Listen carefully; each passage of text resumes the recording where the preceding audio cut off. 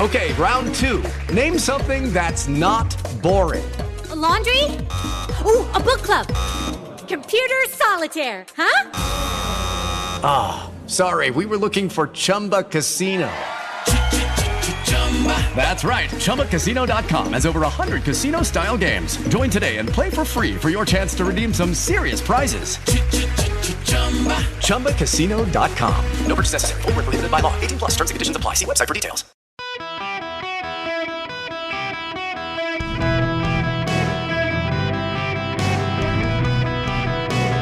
Welcome to the Eric Erickson Show podcast, Hour 1.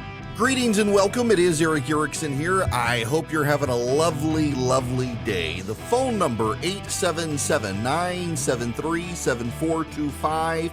If you want to be on the program at this time tomorrow, Governor Ron DeSantis will be joining me on the radio. He is kicking off his presidential campaign this evening. He's going to do it a little differently. I have done one of these for most of the prominent Republicans who have entered the race, and I want to spend time now on DeSantis in the same way I have done with Haley and Scott and Pence. The irony is of Pence, who is not yet declared but appears likely, of Haley and Scott and DeSantis. The only one I don't know is Ron DeSantis. I have talked to Ron DeSantis one time in my life. And that was here with you when his book came out. I otherwise don't know him. Mike Pence and Nikki Haley, very good friends of mine. Tim Scott has gotten to be a friend over the years. Know a lot of people on Tim Scott's staff who are dear friends. Don't really know anyone on the DeSantis team either. But it is safe to say, I think nationally, DeSantis is the most intriguing candidate in the eyes of the press and much of the base. He's the one outside of Trump who really shows up in the polling, and he is set to launch his campaign tonight at 6 p.m. on, of all things, Twitter. Vanity Fair had a complete meltdown. I'm not kidding you. This is the headline from Vanity Fair announcing this. Report, : Ron DeSantis will formally announce his 2024 bid with Elon Musk because apparently David Duke wasn't available. That's true. That's the headline. Essentially claiming that this is some sort of neo-Nazi front. Yes, we're going there. That's what they're doing. Bess Levin is the political correspondent for Vanity Fair. And I got no idea why she decided to go that route other than she's a broken member of the left who doesn't like Elon Musk or Ron DeSantis. You know, Glenn Youngkins, someone from his campaign, put out a tweet yesterday. It was actually a series of tweets on why he thinks Ron DeSantis would announce his campaign in a Twitter space where only about 3% of Americans regularly engage and do so with Elon Musk. Now, so that you understand, there are a lot of people saying, well, he's too online. This is like Elizabeth Warren. I've seen some rather cheap political attacks on DeSantis. Remember, Donald Trump was huge because Donald Trump was on Twitter and could drive the narrative. And now it's Elon Musk. And they're like, oh, he's too online. It's like Elizabeth Warren. Elizabeth Warren, her campaign ran into the ground because she was always caring about Twitter, and he's too online. For perspective, Ron DeSantis at 6 p.m. will join Elon Musk on Twitter. Then he will move to Mark Levin's radio program. Then he will move to Trey Gowdy's TV show on Fox News. Then he will move to a teletown hall on telephones. And then tomorrow he will be with me on radio at noon. He's hitting everything, TV, radio, telephone, the internet. He's doing it all, multiple platforms. The idea that he's too online, they're just trying to come up with stuff to throw at him. And this is the reason why. If you haven't picked up on it yet, the media really does want Donald Trump to be the Republican nominee for two reasons. One, Just like in 2022, where the Democrats helped shape the Republican field and helped get candidates the Republican nomination that they thought would be easiest to beat, the media thinks that Donald Trump will be easier to beat than Ron DeSantis and therefore wants Donald Trump to be the nominee. Also, the media cashed in on Donald Trump. They had this sick symbiotic relationship with Donald Trump. CNN's ratings were up. MSNBC's ratings were up. The New York Times and the Washington Post had record numbers of subscribers. Donald Trump was good for their business. They don't care about the country. They care about their profit. All the while attacking greedy profiteers in America, they care about their profit. And so by platforming and elevating Donald Trump, the American press thinks it's good for business. It's good for their business, and they think he's easier to beat. Therefore, they want to help Donald Trump, which means they are throwing everything they can at Ron DeSantis to stop him. Donald Trump, too, is clearly scared of Ron DeSantis, more so than any other candidate entering the race. Now, again, I'm friends with many of these people, but I do find it notable that Donald Trump has spent more money trying to stop Ron DeSantis from becoming a candidate than he spent to help all Republicans or hurt all Democrats combined in 2022. As of 2 days ago, Donald Trump had spent more money targeting Ron DeSantis than he spent in all of 2022 to stop the Democrats. Why? Why? You do have to ask yourself that when you come forward and try to figure out what's going on in 2024. You may not be a DeSantis person. You may be a Trump person. You may be a Pence person. You may be a Haley person. You may be a Scott person. You may be an anybody but DeSantis person. You may be agnostic. You may be for Asa Hutchinson. But you should ask yourself, why is Trump and the media together doing everything they can to stop DeSantis? Because they think he has the most formidable operation. And I think that's true. The reason DeSantis delayed his entry is becoming increasingly apparent. One, it allowed everybody to work everything out of their system. There was no way DeSantis could meet the expectations set for him in January, February. He was riding high, dominating Trump. There was no way he was going to meet those expectations. He could hide behind the fact that the Florida legislature was going to meet, and he's governor, and he pledged to get through that before he did anything. And in the process, the expectations for DeSantis began to crater. And in fact, now he's behind Trump in the polls. The expectations for him are pretty low. Remember what happened, a week ago, 2 weeks ago in Iowa. DeSantis showed up in Cedar Rapids, Iowa for an event. Donald Trump was supposed to go to Des Moines. The weather was going to be bad. There weren't a lot of people at the Trump event, so he bailed on the event, and DeSantis pivoted and went to Des Moines. And people were like, oh my gosh, I can't believe DeSantis would do that. He's so spry and nimble on his feet. I thought this guy was out to lunch and not very good. Turns out he knew what he was doing.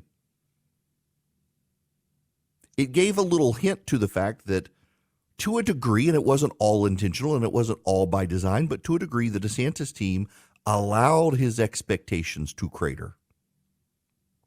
So now if he, just by pivoting and going to Des Moines, he beat expectations. By coming out, if he doesn't make a stumble, he beats expectations. And what we know now about his campaign is multifaceted. We have a lot of details now about where this goes. As I told you, the big issue is DeSantis's campaign intends to come out pretty much fully formed. His allies are already committing $200 million to beat Donald Trump. The effort is an on-the-ground organizing operation that will hire more than 2,600 field organizers. This is run by my friend Ken Cuccinelli and his super PAC, Never Back Down. Not all the details are out there, and much of it they now can't coordinate with DeSantis because the super PAC can't coordinate. So essentially, for those of you who don't understand, there are two groups out there. There are campaign committees. Campaign committees are managed by candidates. They are how the candidate gets elected. But candidates can bless a super PAC and say, this is the super PAC you should do business with. Once that super PAC is set up, it can get unlimited funds. You, if you were capable, could write $1 billion check to a super PAC. You cannot talk to the candidate. You cannot coordinate with the candidate. You cannot do anything with the candidate. but you can run all sorts of ads for the candidate. You can do grassroots ground gaming for the candidate, all these sorts of things. $80 million Ron DeSantis had in a bank account for a PAC in Florida. It's being transferred to Never Back Down. He will have more money coming into this race than any of the other Republican candidates, including Donald Trump. Never Back Down is taking on a lot of the tasks. They're securing endorsements in early primary states. They're sending mailers. They're organizing on campuses. They're running television ads. They're raising small donations for the campaign in an escrow account. They're working behind the scenes to build crowds for the governor's events. They're hiring in 18 states. This is a level of operation for a super PAC that has not been seen before on the Republican side. Democrats have done this. Republicans have not. But wait, it goes beyond that. They're also already training staff. David Drucker at the Dispatch notes what's going on here. Never Back Down has already knocked on 26,919 likely caucus goers' doors in Iowa. They have 30 paid political operatives to run grassroots and voter turnout in Iowa, New Hampshire, South Carolina, and Nevada already, with more staff hires pending in Super Tuesday states that'll vote in March. This doesn't include the paid door knocker program. They're also doing field operation training programs in Des Moines for all paid door knockers, which the group estimates now double triple digits, so hundreds of door knockers being trained. They will go to Des Moines and they will be housed and they will be trained on how to do door knocking, and they will be deployed throughout Iowa, New Hampshire, South Carolina, and Nevada. In fact, the most recent class of graduates who've gone through a multi-day program on how to do it effectively will then be deployed to New Hampshire to start knocking on doors. By the time the votes roll around in January and February of next year, Never Back Down super PAC door knockers committed to Ron DeSantis will have knocked on doors at least 4 times in the early states. And that goes beyond what Ron DeSantis himself is already doing. When DeSantis announces tonight, he'll spend time doing media hits tomorrow, and then he will bunker down for Memorial Day weekend with his family. He's not going to do a traditional formal rollout. You know, Nikki Haley, I went over to Charleston, South Carolina for her big event. Tim Scott had his event in South Carolina. You've got these big announcement events for these candidates. DeSantis isn't doing that. He doesn't think he needs it. He's going to Iowa, New Hampshire, Nevada, South Carolina. He's going to do a tour, and he's going to have big events in those states. He's not going to do the formal speech announcing his candidacy. He'll do it tonight. He'll do it tomorrow with me here on the radio at noon. He will do it across conservative talk radio and television. He'll be on Newsmax, I'm sure. He'll be on Fox News. And then he'll go hit the ground running. Republicans, are you ready to rumble? Your primary is forming before your eyes. The guy everyone has been waiting for to get into the race is getting into the race at 6 p.m. today. And yes, it changes a lot of things. It does. And it changes them perhaps more than the other candidates. I'll spend time on the other candidates. But the reality is, and the truth is, and it's not meant to disparage any of them, and again, they are literally friends of mine. But the reality for all of them and us is that everyone has been waiting to see what Ron DeSantis did. And there have been a series of stories, many of them unsourced, claiming people had knowledge of what DeSantis was doing or not doing. There have been many stories unsourced on what the donors were or were not doing. The Trump campaign clearly fell into a trap. And this is perhaps the biggest takeaway you've got to understand about the Trump campaign compared to Ron DeSantis. The Trump campaign clearly fell into a trap Ron DeSantis helped set. They, the DeSantis team, allowed the Trump campaign to set the narrative for Ron DeSantis with members of the media on what he would or would not do. And now all DeSantis has to do is come out and defy that narrative and will look far more polished and confident. The Trump team told everyone he was not good on the ground. He was not good with people. He would not be good with donors. He would not have lots of endorsements. He would be standoffish. The Trump campaign said all of these things. And all DeSantis now has to do is not do those things. And he changes the media narrative to a way he controls it. The Trump campaign took the bait. The media helped them.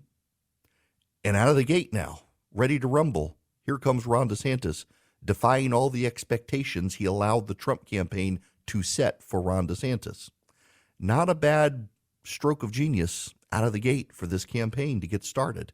And now they'll have even more money than Trump. Hi there. Welcome. It is Eric Erickson here. I want to spend one more moment on just one random piece of trivia, I guess, about campaigns. You are going to hear more and more about super PACs. A super PAC, a PAC is a political action committee. It is an entity guided by federal law to raise money for candidates. It used to be that PACs were entities which could get limited dollars from organizations and people and help various candidates or causes. But after the Citizens United decision and other decisions from the Supreme Court and changes in the law, it gave rise to super PACs, where you can have an individual spend unlimited funds on a cause or candidate they care about. And typically what now happens is that candidates sanction or bless a particular super PAC and say, this is the one you should do business with. The reason they do that is because a lot of PACs rise and claim to support particular candidates, and you can get scammed.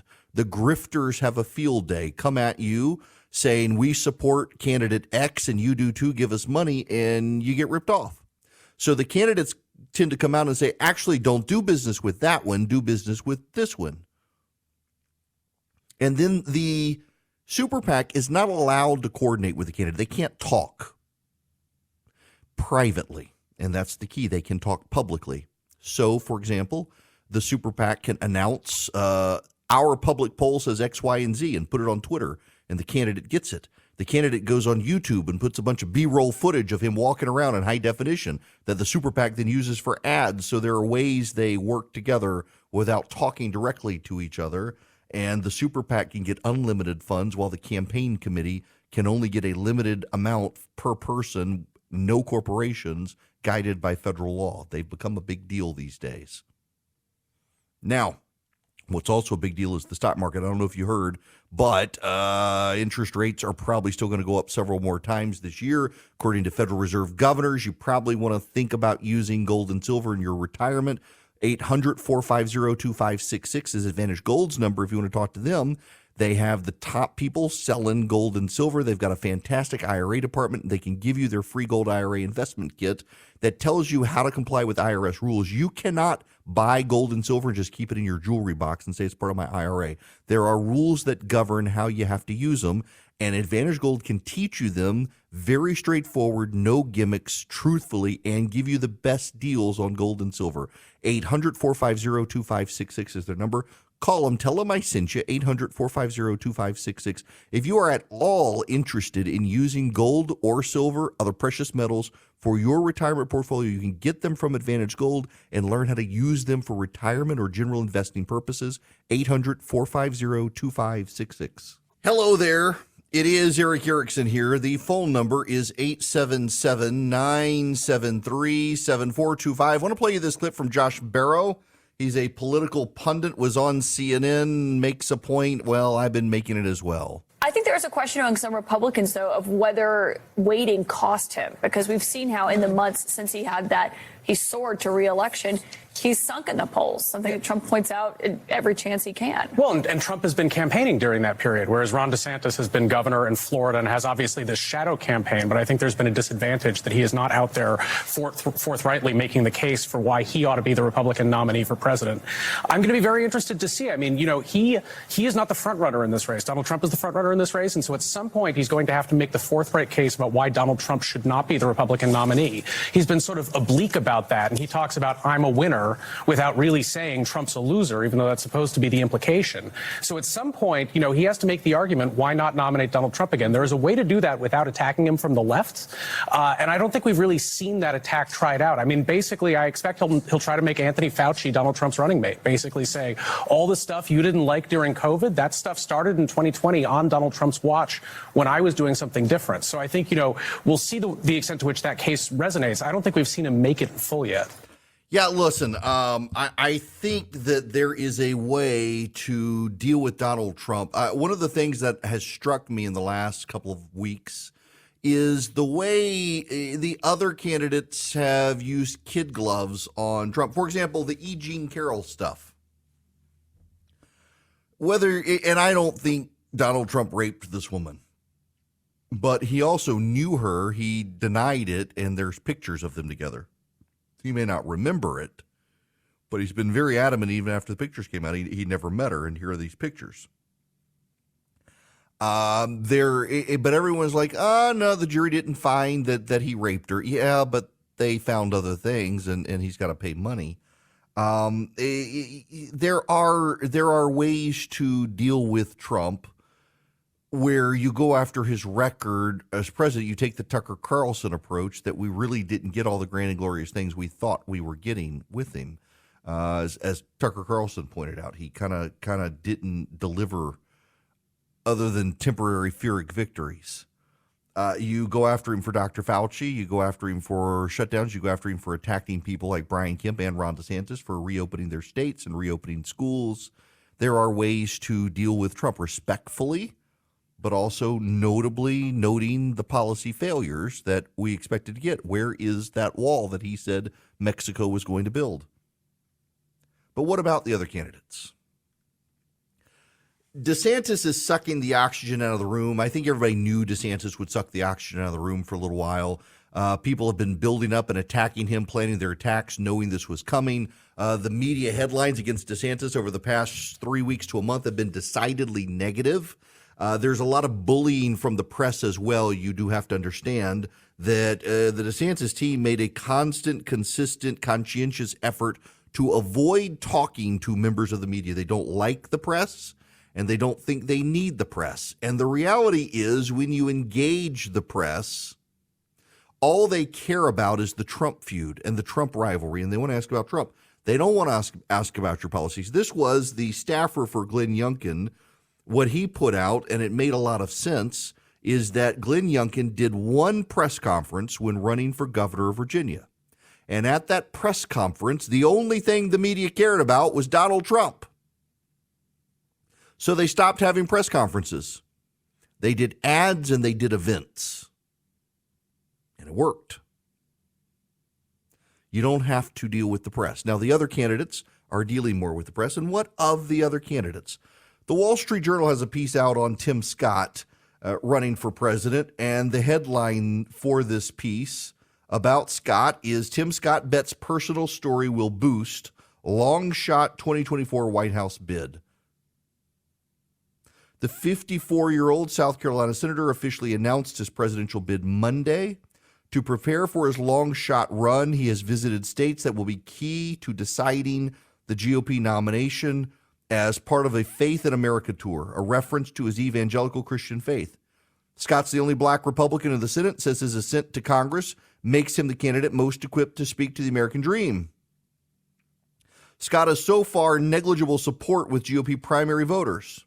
When he's included in polls, he registers in the low single digits compared with Trump. Trump's next closest rival is Ron DeSantis. South Dakota Senator John Thune, the number 2 Republican in the Senate, endorsed Scott on Monday. Scott is a strong fundraiser and starts with $22 million cash on hand, reserved nearly $6 million of ads in Iowa and New Hampshire. Trump has $14 million on hand. So keep that in mind as well. There is a noticeable issue here that some of these candidates have more money than Trump. Trump's fundraising hasn't been fantastic. But what of them? Let me deal with them. First, let's deal with Tim Scott. a lot of people like Tim Scott. In fact, if there's a negative, ironically, because people are cynical. Y'all know how people are cynical. Oh, this guy's so nice. There must be something wrong with him. Nobody's going to vote for this guy. He won't throw a punch. It's just kind of sad and an indictment on our society that people look at Tim Scott and they say, he's too nice to be president of the United States. Don't you want, everybody says they want the nice guy, but they don't really want the nice guy. But Tim Scott is very nice. And Tim Scott does have a message of American success. He is descended from slaves and represents South Carolina, where the Civil War started, in the United States Senate. Before that, he represented Charleston and Fort Sumter in the House of Representatives. Tim Scott is a guy on the move, and he's guided by his faith. The problem is, for all of these candidates, including Scott, that DeSantis and Trump kind of dominate the conversation. So they're going to have to find a way to dominate the conversation, or they're going to have to take the Matt Bevell strategy. Matt Bevell is the governor of Kentucky, and he got the Republican nomination because the first and second place guys beat the hell out of each other. People were so exhausted by the nastiness of it, they killed off each other, and Bevell won, the third place guy. Bevin, not Bevell. Bevin, Matt Bevin. He won because the first and second place guys destroyed each other. So you could do that. But who's it going to be? You got Scott, and then you got Nikki Haley. Nikki Haley and Mike Pence together, I have known them a very long time, and I just adore them. They're actual family friends. I genuinely like them tremendously. And Nikki Haley decided to jump out of the gate early, and she's worked very hard to get the support of the foreign policy establishment, particularly the Jewish Republican Alliance, because they care deeply about foreign policy. She was the UN ambassador. She's got street cred on that front, but she's also got a hell of a track record as governor of South Carolina. She was small government and free market. When Boeing, she was on the board of Boeing after she left, and when Boeing got a bunch of government subsidies, she quit. She got off the board. She opposed the subsidies. Nikki Haley believes in small government and free markets and balanced budgets. So while she has the foreign policy street cred, she's also very, very good on fiscal issues. Small government, conservative oriented. She's got a compelling message. Her daughter is recently married. Her husband was in the military, has served abroad while she was governor. One of my favorite Nikki Haley stories is when she's governor. I remember when this happened, when her kids were both still young. It was within the first couple of weeks of being governor, moving into the governor's mansion. They moved her out of her home. They put her in the governor's mansion. She locked herself out of the house. She was late, scrambling, getting the kids off to school, ran out the door with them. She was in her bathrobe, if I remember right, getting the kids out the door to school, and locked herself out of the governor's mansion. I mean, she's a mom. But she's a mom who also is a wife, who also was a state legislator, who became a governor, who became a United Nations ambassador, who's from a family of immigrants. She has, like Tim Scott, a compelling American stories, where he's the descendant of slaves, she's the descendant of immigrants who themselves took advantage of the American dream, who do not hate the country, who went to South Carolina, like Tim Scott. Their skin color is not white. They dealt with racism. They did not allow that racism to define themselves. They made inroads into their community, like in Jeremiah 29. They sought the welfare of their community, and there they found their welfare. There they found their success. The people of their community loved them. Her mom, for a while, was a school teacher, became ran a shop. She and Nikki and her dad, I think, were both accountants. She's got one heck of an American success story. She can sell that story, and Scott can sell his personal story. And those are compelling stories. Non-white Republican major party candidates, a U.S. senator, a UN ambassador in the Republican Party. That's a message for them to tell. But they got to be able to raise the money to do it. And they're going to compete for fundraising, not just against Trump, not just against DeSantis, but also against, more likely than not, Mike Pence. And again, friend. Mike Pence was a radio show, talk show host. Now, every time I see him, in fact, we were together a couple of weeks ago. We went to church together.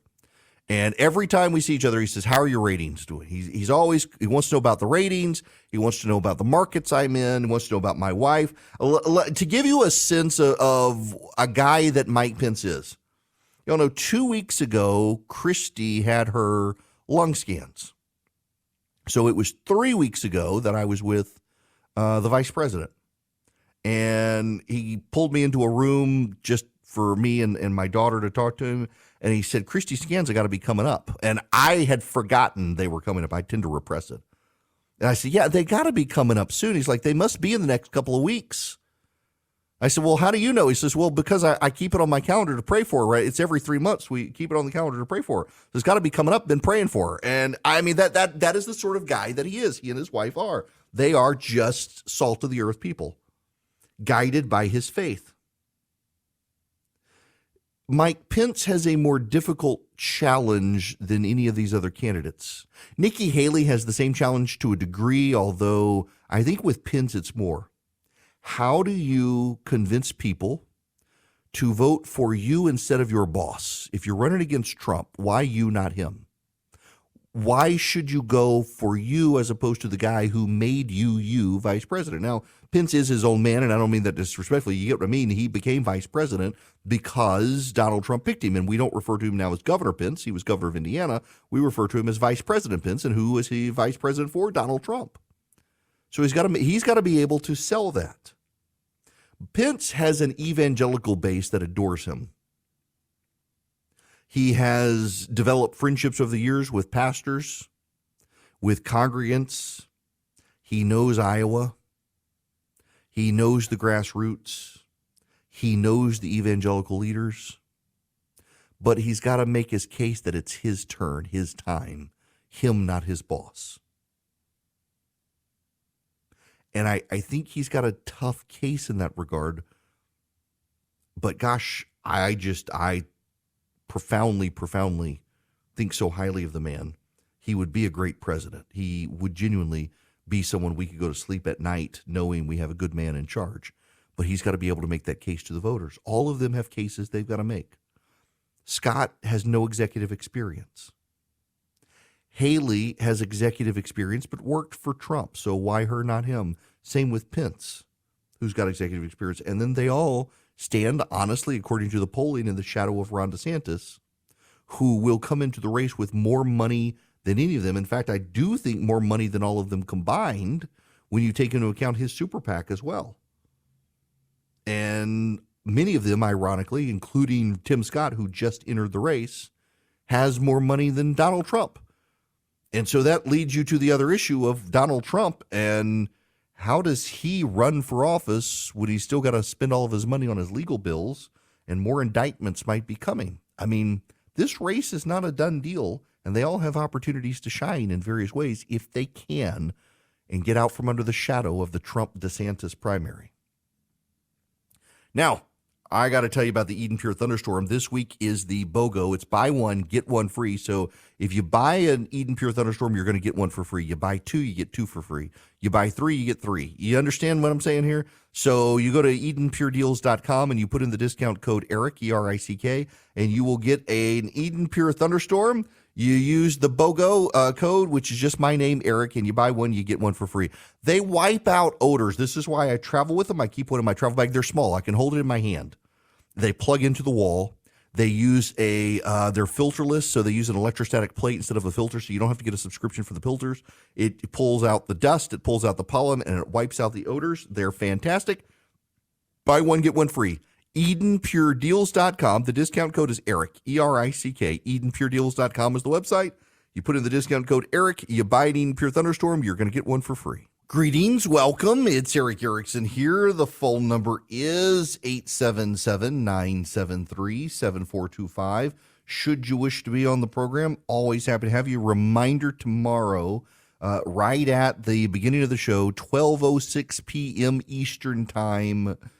If you're listening live, Governor Ron DeSantis will be joining me by phone to talk about the launch of his presidential campaign. He will be foregoing the standard major rollout stump speech surrounded by people like Tim Scott, Nikki Haley, and others have done, and will instead be hitting the road, going to Iowa, doing big events in the early states. Iowa, New Hampshire, South Carolina, Nevada. Keep in mind, we're like 7 to 8 months away from the first votes starting. Now, I gotta follow up on the story from yesterday about Target. They are now walking back some of what they had planned for their Pride Month. Outrage broke out over Target and partnering with a group that designs pro-Satanist clothing. And they are now in some states where they think it might offend sensibilities, scaling back their Pride displays or moving them in the store. Which, I got to tell you, let's just be honest, there are parts of the country where people are not going to be offended by a giant Pride display. There are plenty of parts of the country where people aren't. But there are parts of the country where people will, for religious sensibilities and what have you. You go to Dearborn, Michigan, which is a very high concentration of Muslims. You're probably it's not going to go over well to have a massive Pride display at the front of the store. It's also not going to go over well to have a pro-Satanist group designing the clothing. The Associated Press is pushing back some on the idea that Target is making tucking swimwear for kids. But if you actually read the fine print, it's clear it's true, but the Associated Press has given them cover. In any event, Target has rethought things. They don't want to wind up like Bud Light, apparently, and in some parts of the country, they're realigning their store displays. I